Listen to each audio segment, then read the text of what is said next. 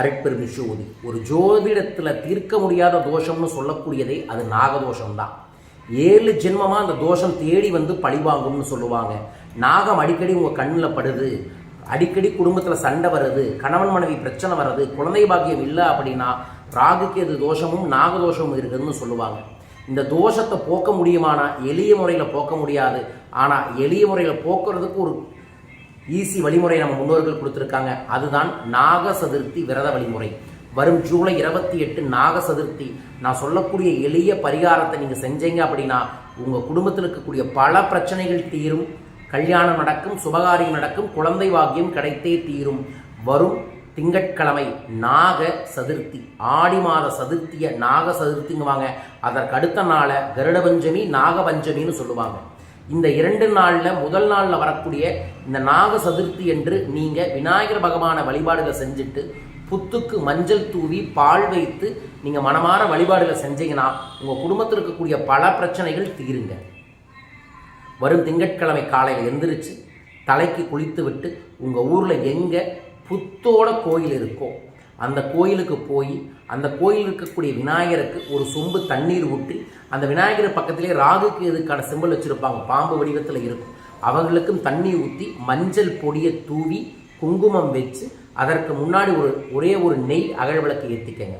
அந்த கோயிலுக்கு கூடிய புத்தை சுற்றி மஞ்சள் போட்டுட்டு அல்லது அந்த புத்தை சுத்தப்படுத்தி மஞ்சள் போட்டுட்டு ஒரு சின்ன கிண்ணத்தில் பால் வச்சு அதற்கு பக்கத்தில் இனிப்பை பொடி பண்ணி அந்த புத்தை சுற்றி போட்டுருங்க. அல்லது புத்துக்கு பக்கத்தில் இருக்கக்கூடிய விருட்சத்துக்கு கீழே போட்டு அங்கே மனமாற உட்கார்ந்து மன்னிப்பு கேளுங்க.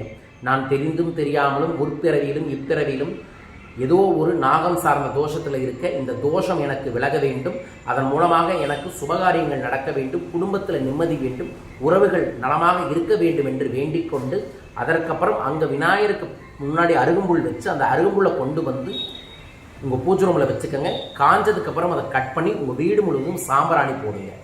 இதைய வரும் திங்கட்கிழமை தயவு செய்து பாருங்கள். மிக முக்கியமாக பெண்கள், அன்னைக்கே திருவாடிப்பூரமும் வருது. அதனால் ஆடிப்பூரம் நாக சதுர்த்தி என்கின்ற தெய்வீகமான சூட்சமான சக்தி மிக்க நாள். அந்த நாளில் இந்த வழிபாடுகளை செஞ்சுட்டு உடல் ஊனமுற்றோர்களுக்கு உங்களாலான தான தர்மங்களை செய்யலாம். அல்லது குழந்தை இருக்கும் ஆனால் ரொம்ப வறுமையில் இருக்கிறவங்களுக்கு நீங்கள் தான தர்மங்களையோ ஆபரணங்களையோ அல்லது ஆடையோ தானம் தருவது உங்களுக்கு இருக்கக்கூடிய பிரச்சனைகளுக்கு தீர்வுகளை நிச்சயமாகவே தரும். யார் ஒருவர் இதை கடைபிடித்து மனமாற அன்று இரவு நாகத்திற்கான சூட்சம மூல மந்திரத்தை ஜபம் செஞ்சுட்டு உறங்குறாங்களோ கனவிலும் வந்து காப்பார்கள்.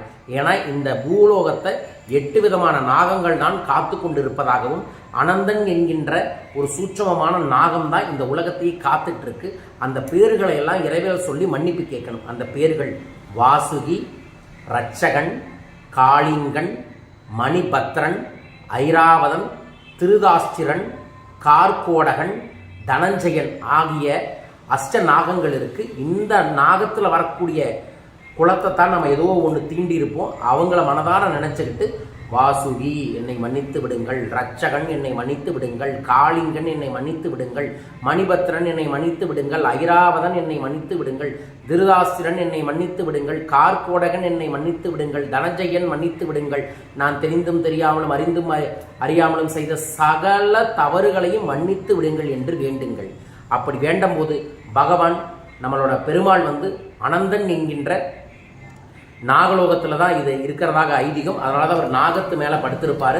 அந்த தெய்வத்தை வேண்டிக் கொள்வதன் மூலமாகவே இந்த பிரச்சனைகள் சரியாகும். குருஜி எனக்கு நாகதோஷம் இல்லை, ராகுகேத தோஷம் இல்லை, இந்த வழிபாடுகள் செய்யலாமா? தாராளமாக வழிபாடுகள் செய்யலாம். செய்வதன் மூலமாக உங்களோட ஜாதகத்தில் இருக்கக்கூடிய ராகுகேது பிரச்சனையும் சரியாகி உங்கள் குடும்பத்தில் சுபிஷங்கள் ஏற்படும். இதை பார்க்கக்கூடிய அனைவருமே வரும் திங்கட்கிழமை இந்த வழிபாட்டை செய்து நாகலோகத்தில் இருக்கக்கூடிய அனைத்து விதமான நாகத்திடம் மன்னிப்பு கேளுங்கள். அன்றைய தினத்தில் தான் நாகத்திற்கே தோஷம் சரியாச்சு.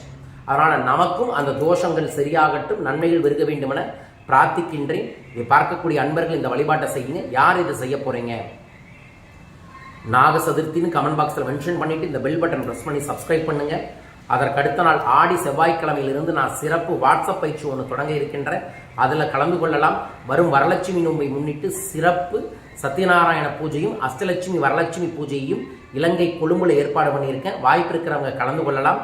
அதற்கு அடுத்த நாளில் தெய்வீகமான நம்மளோட தன்னை உணரும் பணவளக்கலை பயிற்சி வகுப்பு ஆகஸ்ட் 10ஆம் தேதி இலங்கை கொழும்புல நடக்குது. இலங்கையில் இருக்கக்கூடிய அன்பர்களும் நண்பர்களும் இந்த பயிற்சியில் கலந்து கொண்டு பயன்பெறுங்கள். விவரங்களுக்கு தொடர்பு கொள்ளுங்கள். என் கூட நீங்கள் ஜூமில் பர்சனல் கன்சல்டிங் எடுத்துக்க முனையும் தனிப்பட்ட ஆலோசனையை பெறுவதற்கும் தொலைபேசி எண்களை தொடர்பு கொள்ளுங்கள். உங்கள் வாழ்க்கையில் எல்லா பிரச்சனைக்கும் நான் தீர்வுகள் தரேன். வாருங்கள், பயன்பெறுங்கள். மீண்டும் ஒரு அற்புத பதிவில் உங்களை சந்திக்கின்றேன். வாழ்க.